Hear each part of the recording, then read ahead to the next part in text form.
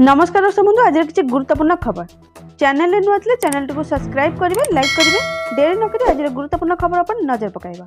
आज प्रथम खबर आसिला पाणीपाग को नहीं बड़ अपडेट 13टी जिले में घड़घड़ी सह प्रबल वर्षार अलर्ट। संपूर्ण खबर किछि दिन हम मौसुमी सक्रिय रही जुलाई प्रथम सप्ताह वर्षा लगी रही चलित वर्ष मौसुमी वायु ठीक समय ओडिशा छुईले सुधा किछि जिले में स्वाभाविक ठारू कम वर्षा बा नियंटिया वर्षार रेकर्ड करा जायछि। वर्तमान राज्य में तातीरु मिलिछि आश्वस्ति जारी रही मौसुमी वर्षा 13टी जिले में प्रबल वर्षा नहीं सूचना देले आंचलिक पाणीपाग विभाग केन्द्र। दक्षिण ओडिशा और उपकूल ओडिशार किछि स्थान में प्रबल वर्षा हेबार संभावना रही। कोरापुट संबलपुर अनुगुल झारसुगुड़ा देवगढ़ सुंदरगढ़ प्रबल वर्षा नहीं अलर्ट जारी करछन्ती पाणीपाग विज्ञानी।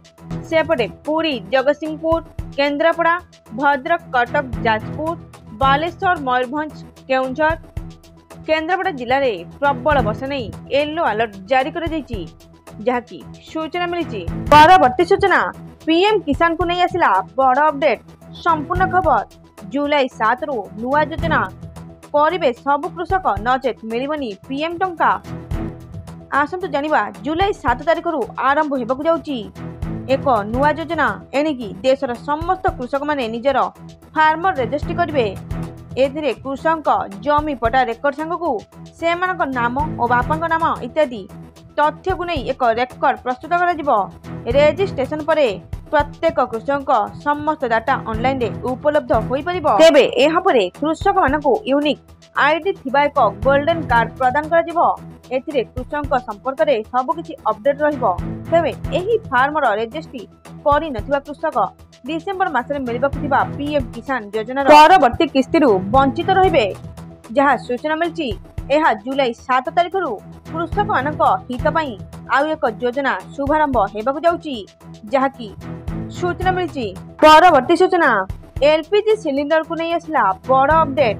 मास आरंभ रु कमिला गैस दर। संपूर्ण खबर जहाँकि सूचना मिलछि जुलाई 1 रे तैल मार्केटिंग कंपनी गुड़िक एलपीजी व्यावसायिक सिलिंडर 19 किलोग्राम गैस मूल्य सिलिंडर पिछा 30 टंका ह्रास करछन्ती। सोमवार ठारू देशर राजधानी दिल्ली रे व्यावसायिक सिलिंडर मूल्य 1646 टंका को होईछि। पूर्वरु एठारे 1676 टंका थिला। आज एलपीजी सिलिंडर मूल्य रे परिवर्तन आसीछि एवं यह सस्ता होईछि।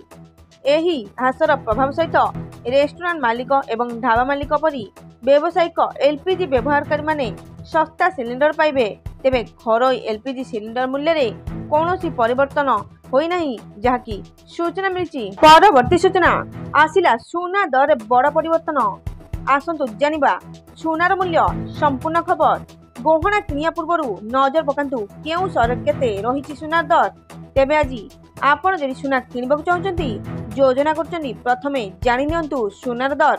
आज भारतीय बाजार रे 24 कैरेट सुनार दर 10 ग्राम प्रति 72,270 टंका होइतला बेले 22 कैरेट सुनार मूल्य 10 ग्राम पिछा 66,240 टंका रही। सेहीपरि भुवनेश्वर रे 22 कैरेट सुनार दर 66,240 टंका पहुंचला बेले 24 कैरेट सुनार मूल्य 72,270 टंका होइछि। मुंबई रे 22 कैरेट और 24 कैरेट मूल्य 66,240 टंका थिला बेले ओ 72,270 टंका थिबा रेकर्ड होइता बेले नुआ दिल्ली रे 66,390 टंका और 72,410 टंका पहुंची। सेहीपरि अन्य पटे रूपार दर केजी प्रति 89,900 टंका होइछि जहाँकि सूचना मिली।